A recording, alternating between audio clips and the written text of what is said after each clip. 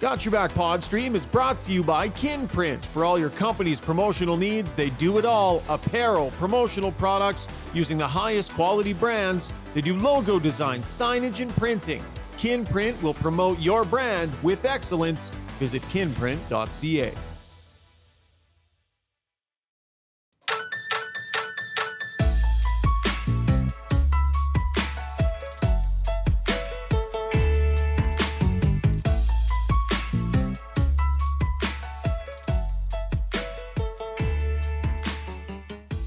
One more sleep at long last.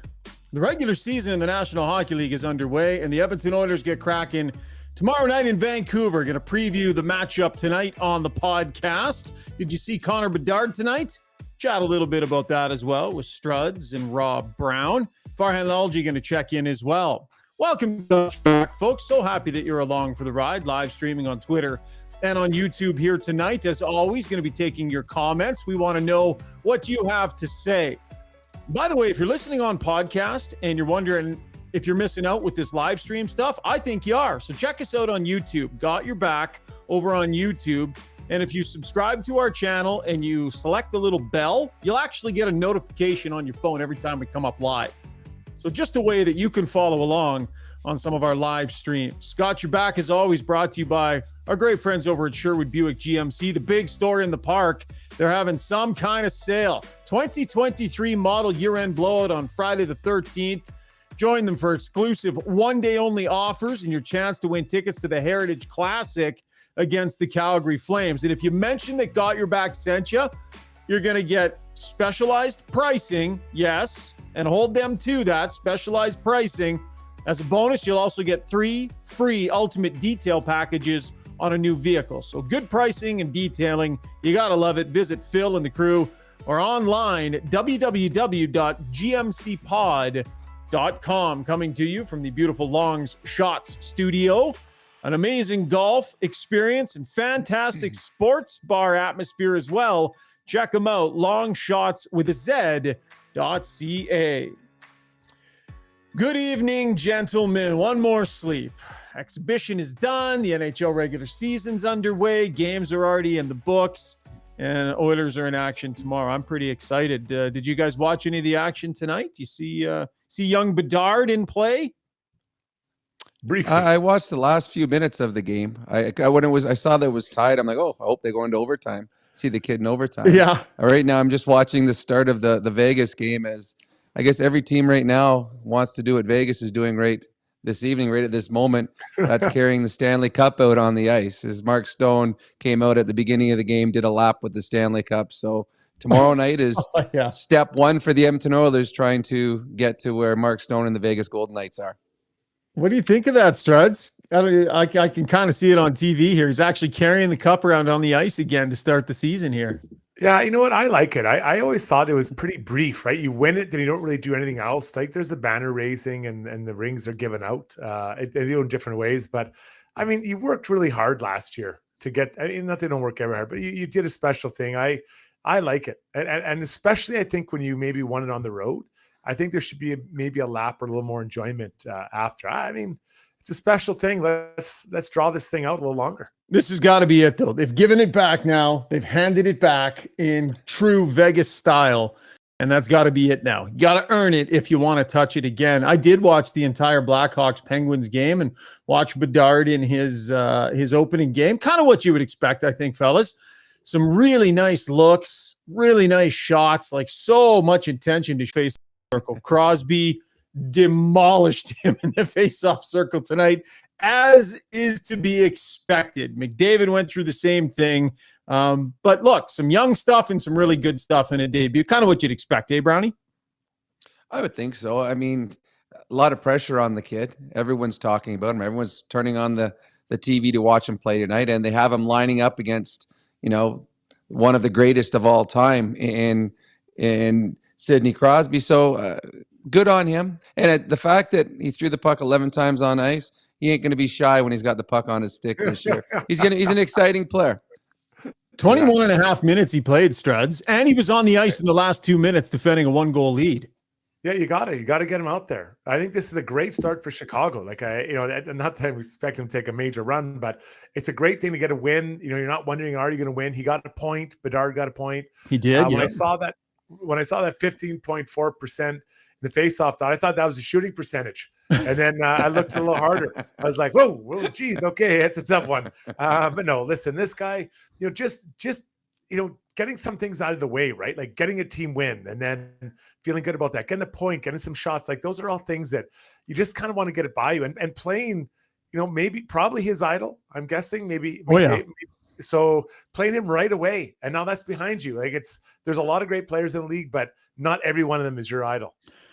Yep. He got it out of the way, and Sid absolutely torched him on the opening face-off.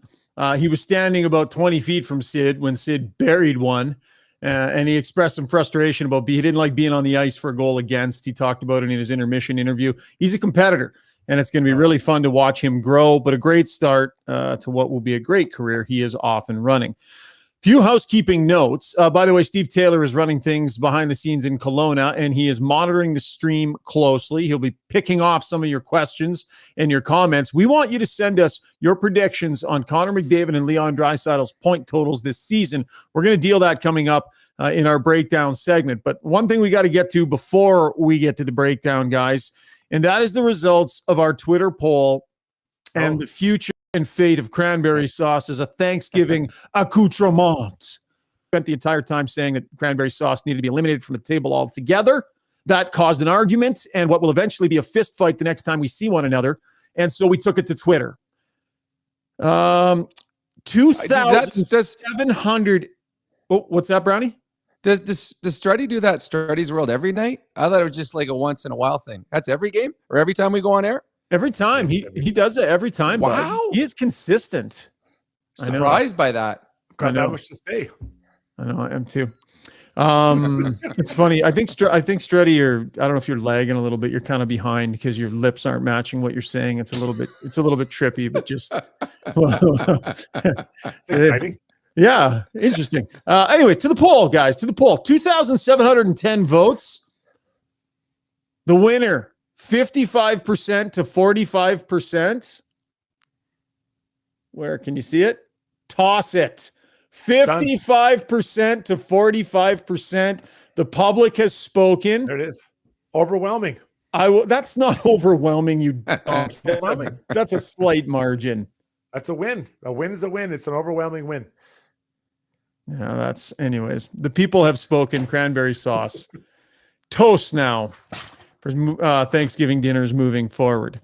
Okay, guys, lots to talk about on the podcast tonight. So let's get to our breakdown brought to you by Mr. Dirk, the iconic men's clothing store in Edmonton, founded in 1939. If you've never been, you have to check it out just off White Avenue and 102nd Street. It's a beautiful showroom. They've got amazing suits, customs, whatever you want for that high end of your wardrobe. But then if you want some casual stuff as well, they've got a wide selection of that. Just a really fantastic shop with great service and lots of options. Highly recommend you go check out Mr. Dirk just off White Avenue and 102nd Street. Connor McDavid addressing the media today ahead of tomorrow's opening game against the Vancouver Canucks. And I like what McDavid had to say. Doubled down on how good he feels about this team, gentlemen. This is as good a team as he's had in his time here. They've learned some lessons. This sets up really, really well. The question I have for you guys, offensively, and Brownie, we can start with you.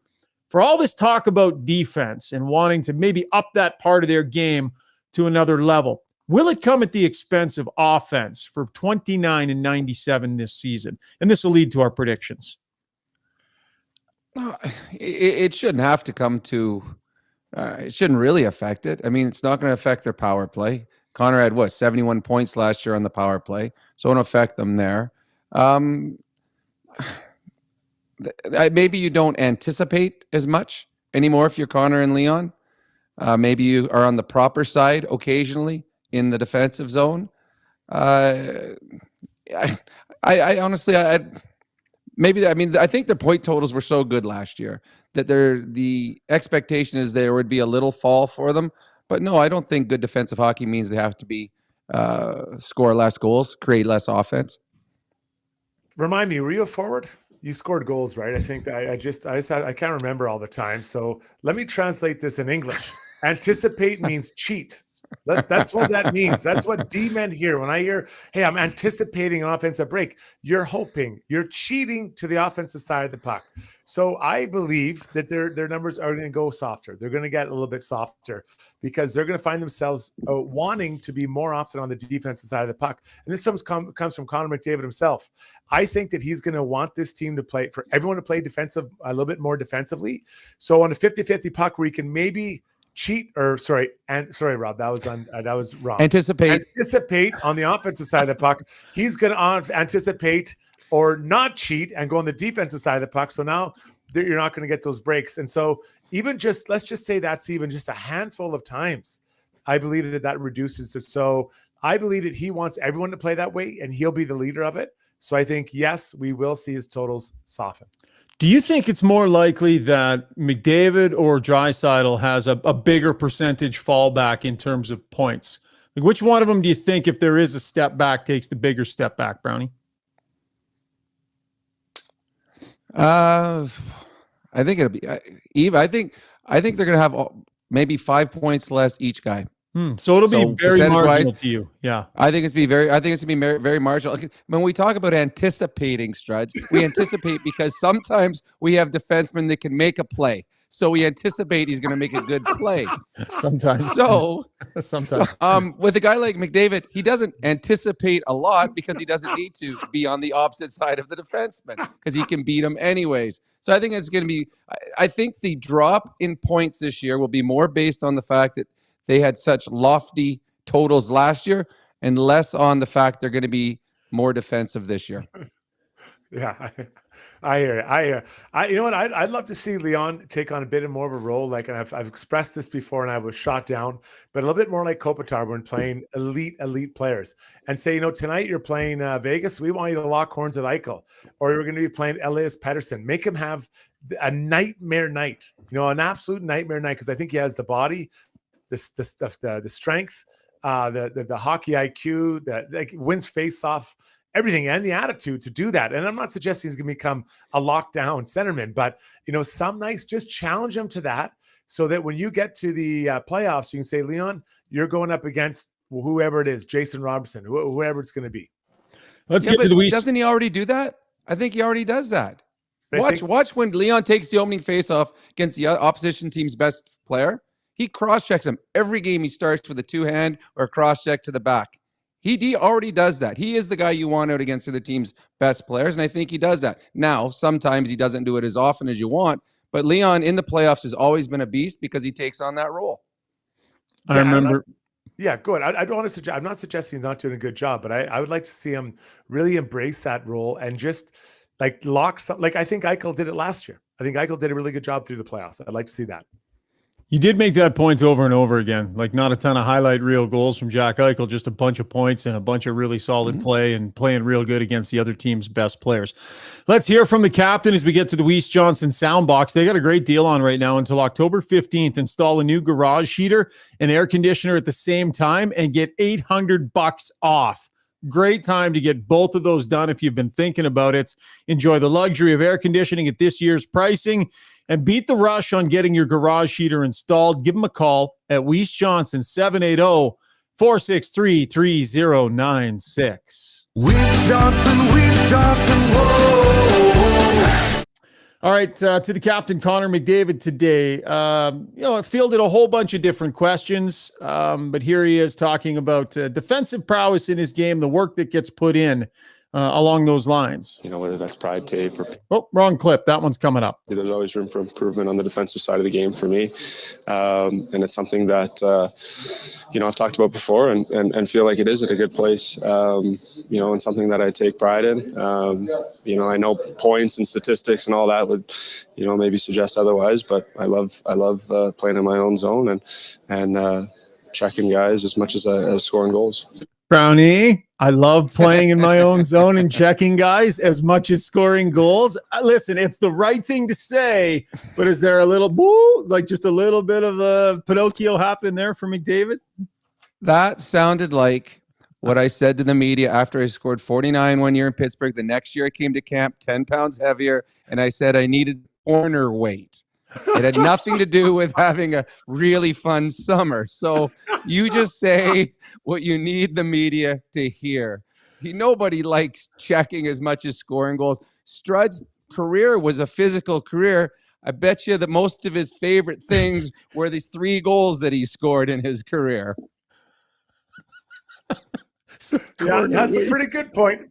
Pretty good point. Now, why am I not surprised he came back with 10 lbs wrapped around your midsection, the old muffin top? I don't get it. But no, listen, man, I honestly, guys, I think he actually means it. Because I think he's so focused on winning a Stanley Cup, he's willing to do or sacrifice anything that he thinks will help do that. So I honestly think he means it. Strudy, I can't take you serious on this. You have so much headroom and your ear things are just such a mess. Like, we got to get you sorted out here, bud. Like, I can't even take you seriously. Tilt your camera down so you're just like this tiny little head in the bottom of the frame like this. And your earbuds are just sticking straight out. Let's talk about what happened. You have the camera. You came over my house and you broke the camera, so I can't lower it down. You're the one who broke it, and I can't lower it because you can lower it down. Pod. No, I can't. It's broken. It's broken. You broke it. You're like, oh shit. Yeah, you broke it, man. So now I'm dealing with this. So it looks like I'm sitting in a little chair. I don't know how to get higher. You broke it. I didn't break it. Whatever you just did made it better. Okay, let's get to the point projections, the actual point projections. 64, 89, 153 for McDavid last season.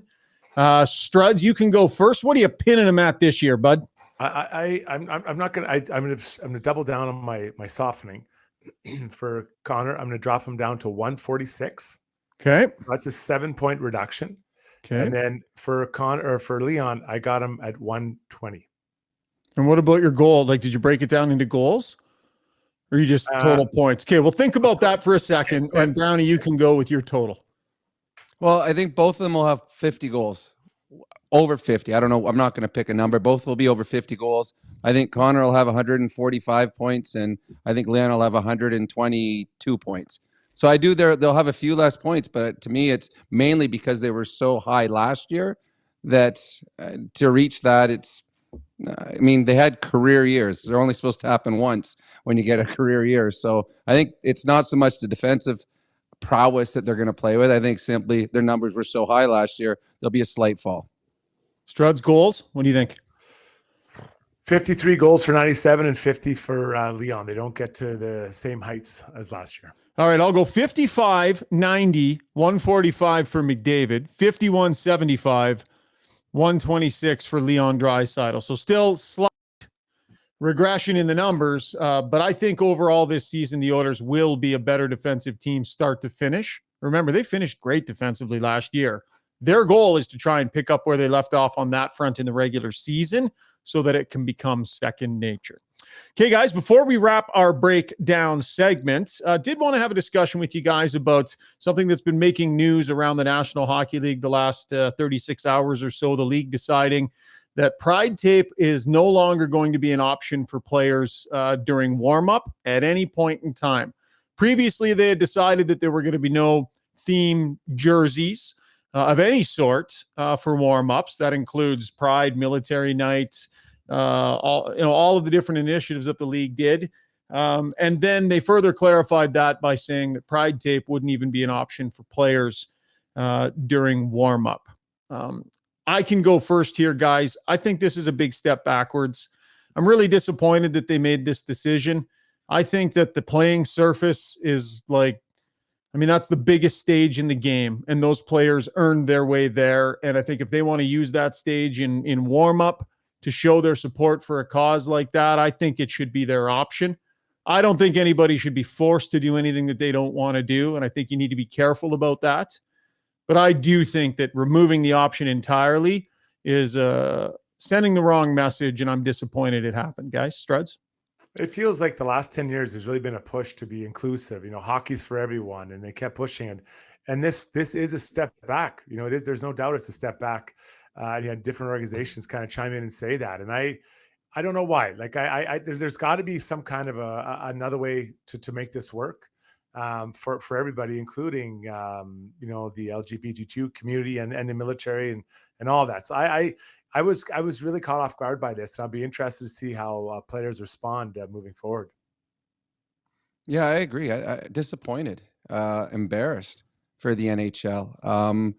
When a Connor McDavid or a Zach Hyman or a Sidney Crosby or an Austin Matthews talks out in support, calls himself an ally of the Pride community, it means a lot.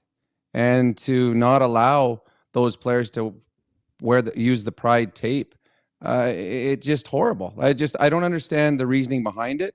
I think that the players in the National Hockey League are mature enough, old enough, respectful enough to know what is right and what is wrong. And if they feel that they want to show that they are allies to that group of people, then allow them to do that, because it means a lot to that group of people. So I think it's just an absolutely horrible decision by the NHLPA, or the NHL, excuse me, the NHL, and I believe the NHLPA too, to say no to Pride tape. Makes no sense at all to me. Yeah, there was a comment from Bill Daly today, I believe, who said that the PA was consulted and were supportive of this decision. Here is Oiler captain Connor McDavid. Whether that's Pride tape or pink tape or anything, about something, like I said, it's always something that I've enjoyed in terms of a league standpoint. Is it something that I'd like to see put back into place one day? Certainly. But that's not the way it is right now. McDavid, one of a number of players who was asked about it today and expressing disappointment. Zach Hyman also with strong comments today expressing his disappointment in the NHL's decision. So we'll see where this goes moving forward. But for now, and it's not just Pride Night, guys, that is affected here. I mean, their decision to pull any and all of these symbols out of games and warm-ups, I mean, it affects a lot of things, right? From Hockey Fights Cancer through to Military Appreciation Night. There were a lot of really positive initiatives and cool things that we saw on ice and in warm-ups and all those sorts of things. And it's pretty broad sweeping. And so disappointing day, I would definitely say, and sounds like we all agree on that. Good stuff, guys. Appreciate your comments on that. Brownie, appreciate it, man. We'll let you rip out of here. As always, your appearances on the show brought to you by Kin Print, helping you push your business brand to the next level. Visit kinprint.ca. Your mug is on the way. Talk to the crew at Kinprint, Brownie, and it's being printed as we speak, buddy. So I'm excited. See it. Maybe next podcast we'll see it. Thanks, pal. Appreciate it. We'll talk to you. I don't think we'll get you tomorrow night post game after the game, but we'll try and catch up with you a little bit later on this week. Sounds good. See you guys. Okie dokie. All right, when we come back, Farhan Lalji from TSN, our Vancouver Canucks bureau chief, checking in, previewing the Oilers and the Canucks. A very short break. Lots more to come here on the pod. Hey everyone, it's Kelly here from United Sport and Cycle. The wait is over. United's annual Hockey Day sale is finally here. Save 20% off on select CCM and Bauer skates. Save 35% off on all Bauer and CCM Pro Stock sticks. And save up to 25% off on select Bauer and CCM equipment. And for you goalies, save up to 20% off select Bauer, Warrior, and CCM goal gear.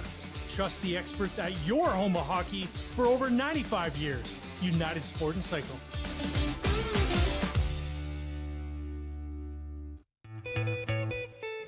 Are you ready to elevate your moving experience? Trusted for over 100 years, Ferguson Moving and Storage are your partners in relocation, ensuring your journey is smooth and stress-free. And say goodbye to surprises with Ferguson's transparent flat rate pricing. Contact them now for a free moving quote and use the promo code Ferguson to receive $100 off your next move. Visit FergusonMoving.com and let them lift your expectations. Quit knocking things over, dog. And we're back. Farhan Lalji giving loving commands to his pup. Time now for takeaways, brought to you by Redefined Health. If you're feeling unhappy with your overall level of health, you got to try their wellness lifestyle program. It's a unique 90-day program, includes a daily meal plan, exercise regimen, video instruction and support, pre and post assessment to help you monitor your progress. All that for $150. That's not much to pay for an overall assessment of how you're doing. Help change the way you are functioning and feeling day to day. Go Go see Dr. Tyler Fix, best name in the business. redefinedhealth.com as we check in on the left coast where Farhan Lalji joins us. Farhan, you could a little wellness check, eh? $150, get yourself all sorted. I'd probably need two. with all the money you're paying me, I could probably afford it. Yeah, there you go, man. There you go. Well, it's about to get started for real, and we're all about to get really busy here as the regular season kicks into gear. Wait a minute. Like, what? Stop the crap, right? We're about to get really busy, says the guy who only covers one thing on a regular basis. Stop it. I've been busy with all my CFL and NFL and NCAA. You don't think I'm busy? Give me a break. Come on. Oh, the hockey guy's busy now. Let's all wind her up and get started. Thanks for this guy. I agree with you, Farhan. He always complains, and I always tell him he's wrong. He shouldn't complain. Hey, how about this shift I'm pulling on Saturday? How about this one? Morning skates, straight to the Elks game, work the Elks game, sidelines, then to the Oiler game, then Oiler post game, and then probably a post game podcast. So why would you go to the Oiler game when you're assigned to cover the CFL game? You're just choosing to do that for your moonlighting. No, I'm not. I'm actually working both. I am working both. Stop it. If I had a Lions game, you couldn't pay me enough to go to the Canuck game after, because that just wouldn't happen. So, okay. Well, there you go. So you need to get in touch with our assignment desk and have a chat with them about my shift. Done. I'm looking forward to it, actually. It's going to be a Battle of Alberta. So it'll be a good football game, right? Last one of the season. Fans are feeling a little better about the Elks, so it's more positive down there. And then the Oilers and the Flames that night. Love it.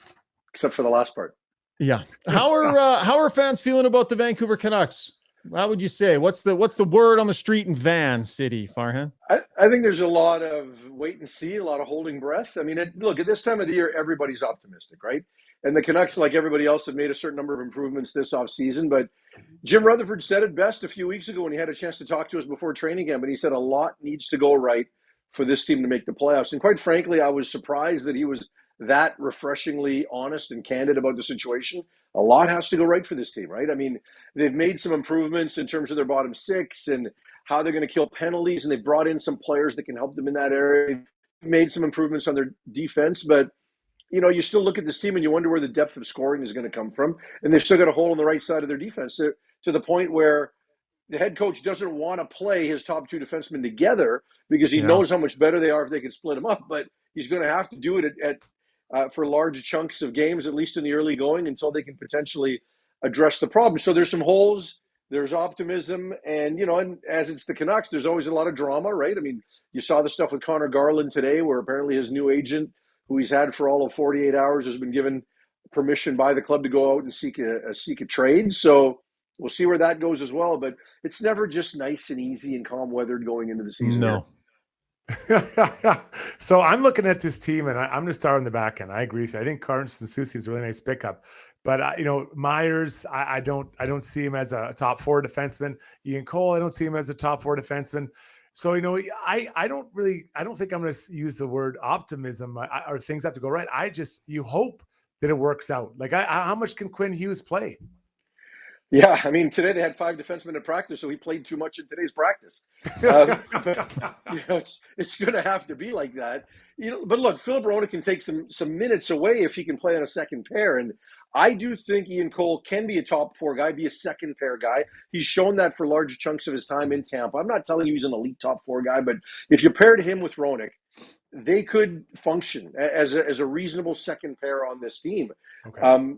And then you look at Carson Soucy, who generally has been effective in Seattle in a third pair role, much like Tyler Myers, right? Like when he was in Winnipeg, that was the book on him, that if you try to elevate him up the lineup, there's going to be problems. Well, Jim Benning decided to do it anyway at 6x6, and here we are, and it's the same story, right? That if you could get him into a third pair, you're better off, but you're probably going to wind up having to play him at second pair minutes from time to time, at least to start the season. So, it does feel like they're one top 4 defenseman short, ideally a right shot D that could play with Quinn Hughes, but, they're not going to bring anybody in at this point, given their cap situation, that could legitimately be a top pair guy for an entire season, right? So when Rick Tocchet talks about doing it by committee, I think that's where it's all coming from. So we'll see if they can tread water. And when you look at that situation, you realize how thin they are, right? I mean, they went 16 deep on the blue line last year. So, who knows how deep they're going to need to go this year.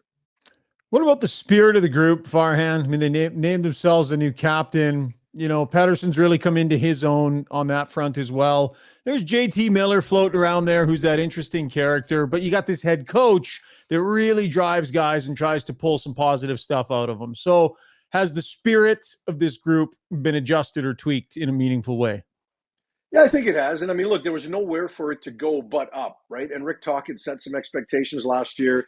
They did play a bit better down the stretch. You know, if Thatcher Demko's on his game, they're going to be able to tread water in the early going. And that's really what this comes down to, right? For this team, because, you know, we can talk about the locker room and we can talk about the spirit, but you know when the spirit's going to go down? If they come out of the gate and they're 2-5, right? Yeah. Then we're going to see what the spirit looks like. It all looks good now, and you know they're all getting along, and everything's going well. And you know, Petey still might want to be here. He might not. I don't know. Quentin Hughes is a great captain because he hasn't captained a team yet, right? In terms of a regular season game or a losing streak or things like that. So the spirit's good. Like it's legitimately good. And the one thing we're talking is he's going to hold guys accountable, right? And he's going to treat guys equally in terms of pushing guys as they need to be pushed.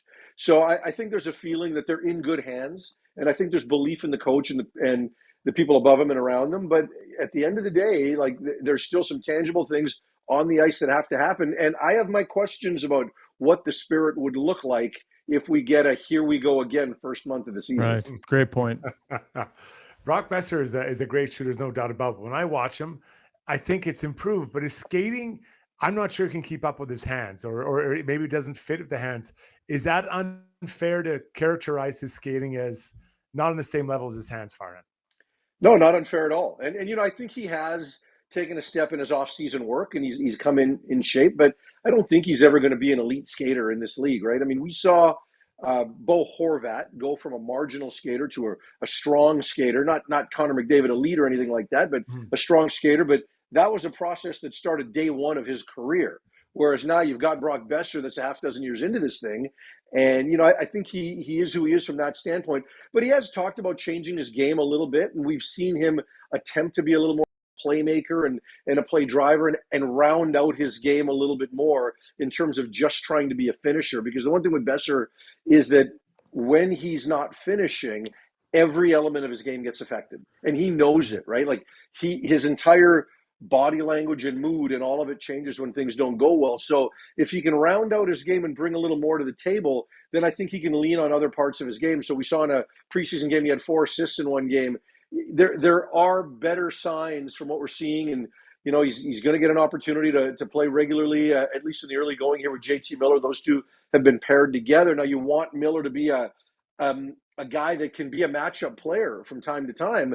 And if he's going to do that, can Brock Besser live in that world, right? Can he be more defensively aware and responsible and smarter? I think he's committed enough. He's just got to show those signs that he can lean that way. So I think if he can round out his game, he may never be as fast as others want him to be, and his feet may never catch up to his hands, but he can still be a more effective player and a more consistent player.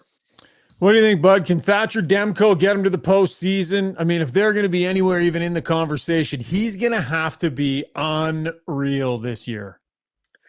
Yeah, look, I don't – he's going to have to be really good, right? Does he need to be the best goaltender in the league?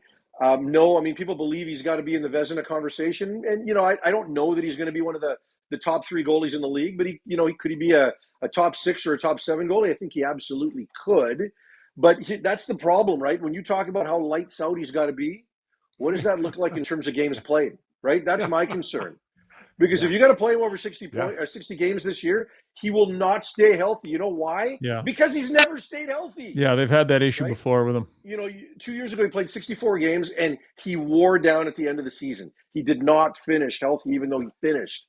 And then last year he winds up playing 32 games because he wasn't right to start the year, then blows out his groin and misses half the season and then plays really well at the end. So can Casey DeSmith play enough games? You know, will they bring up Artur Silovs who they like? You know, can they get a few games out of him? Can they round it out so that they can just keep Demko under 60? If they can keep him under 60, and the one thing Talkins talked about is a different type of shot he's facing, right? It's not going to be a fire drill every game. They've got better penalty killers. So it's just not going to look so incompetent on the PK like it did a year ago. So if they can be better on the PK, if they can be a little more structured so he's not facing, ridiculous numbers of high danger chances on a nightly basis, then he might be able to ride out a few more games. But for me, if he's playing over 60, there are not going to be 60 good ones.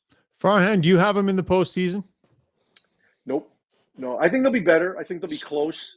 But at the end of the day, just too much has to go right. And I just don't think they can withstand any level of injury. So Yeah, Where do you have him if in we Pacific?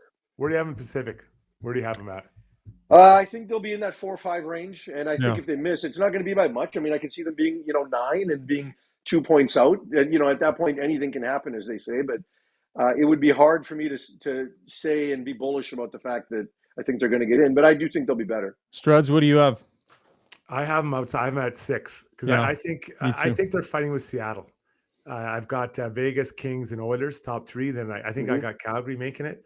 Then I think it's I'm not Seattle feeling I'm not feeling Calgary, so I could see them battling. I think they could battle. I think Seattle's better than they are. I think they've got a better roster 1 through 20, and they compete harder. And yeah, for sure. And maybe it is Vancouver and Calgary battling for 5, and that might not be good enough if 4 from each side make it. Awesome stuff, Farhan. I'm just putting the finishing touches on an email to our boss. I'm nominating you for Employee of the Month because how hard you've been working. So I just wanted to let you know it's not going unnoticed. Your hard work on both the gridiron and at the ice surface is much appreciated, buddy. Well, and if there's an award for the hardest working guy just for this Saturday, I'll help you out. Farhan Lalji, Bureau Chief out in Vancouver. I got Thanks, your back, pal. buddy. I got your back. Yeah, you got my back. Always, always. Appreciate it, Farhan. Thanks for coming on, man. Let's check in again soon, okay? I love it. All right, short break. And then after we return, Strudy's World. Lots more to come on the podcast. Stick around.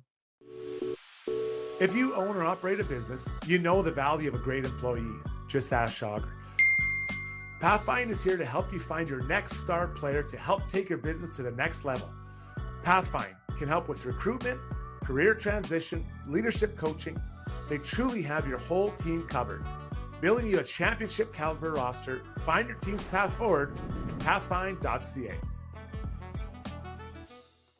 Longshots Golf is the destination for both golf enthusiasts and sports fans. Top-of-the-line TrackMan simulators provide a highly entertaining and accurate golf experience, while a full-service sports bar loaded with big screens and scratch kitchen make it a truly unique destination. They have locations in Sherwood Park and Edmonton. Experience the best indoor golf and sports bar in town. Visit longshots.ca. That's longshots with a Z.ca. When you make a mistake, heads should roll. Just me and Nick Lachey, window down, shirt off, just loving it. My goal is someday maybe be Forrest Gump. Now that I say it out loud, it does sound a little crazy. All right, time for Strudy's World, brought to you by DLR Vinyl, Deck and Fencing, locations in Calgary and at Edmonton. They provide beautiful maintenance-free fencing and decking materials. And of course, the key is maintenance-free. If you've never had maintenance-free fencing or decking, you have to give it a go because it goes in and you never have to worry about it. No sanding, no staining, no painting. It goes in worry-free, looks beautiful, and it's fantastic stuff. I have it in my backyard. Highly recommend it. It's a family company run by my brothers Rick and Rob. Check them out at dlrvinylproducts.ca. Strudy, what is on your mind tonight, my friend? Since the end of the playoffs, I've been talking a lot about defending for the Edmonton Oilers, and now they've instituted a couple new ideas defensively, both in their own zone and the neutral zone.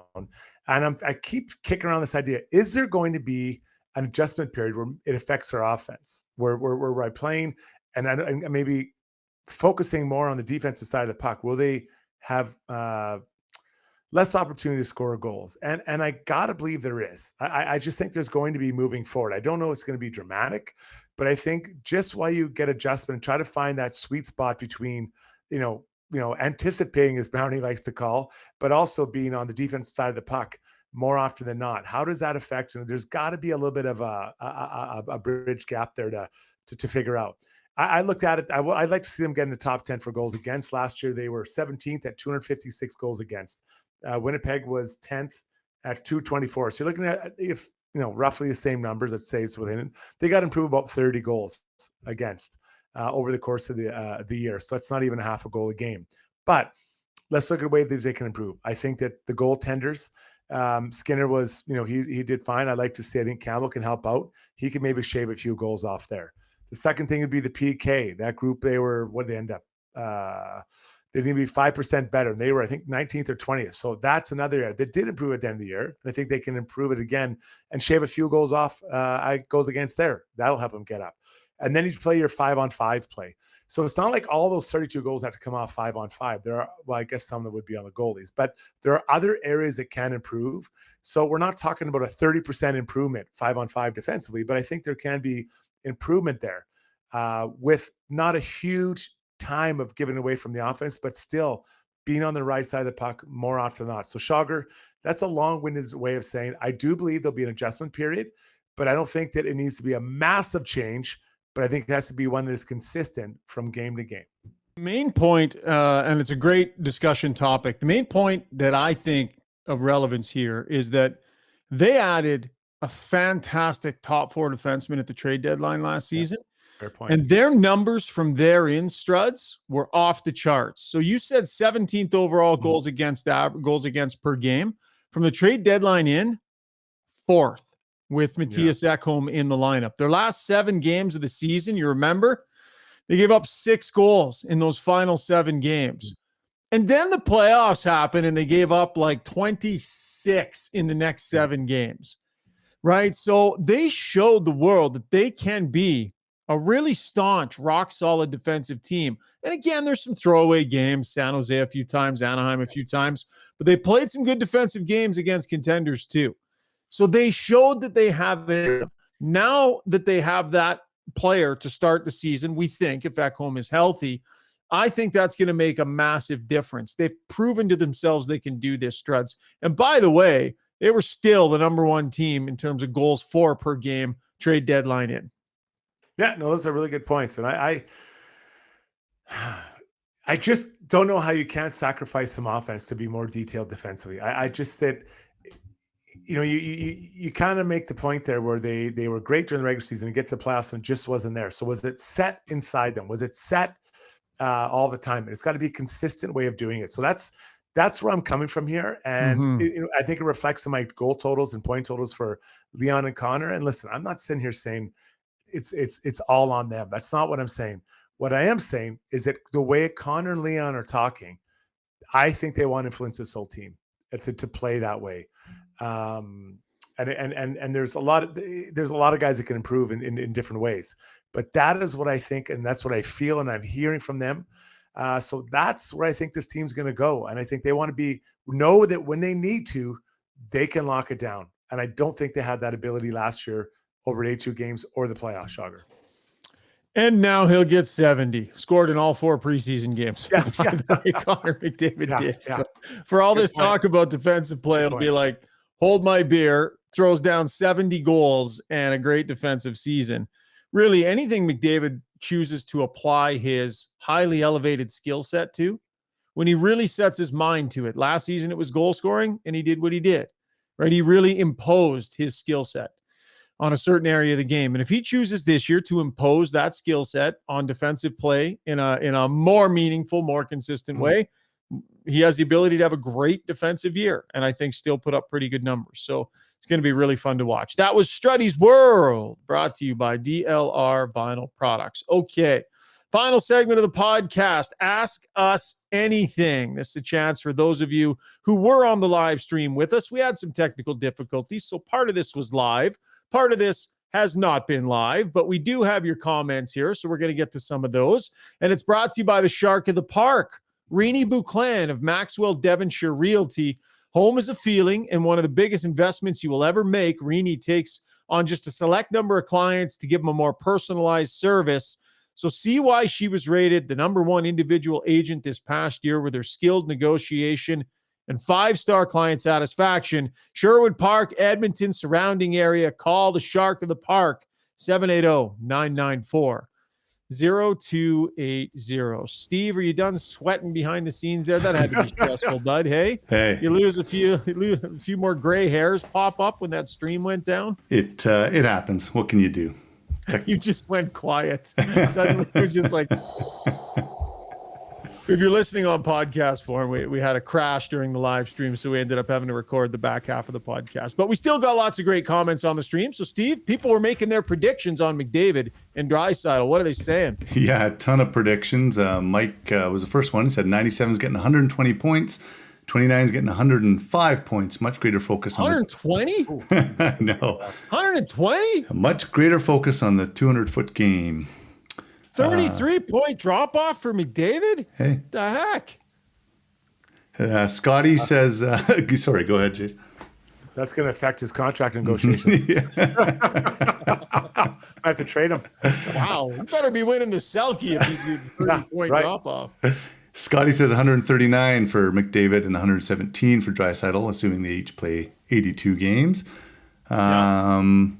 Shane says 97 is going to get 40 goals and 120 assists for 160 points.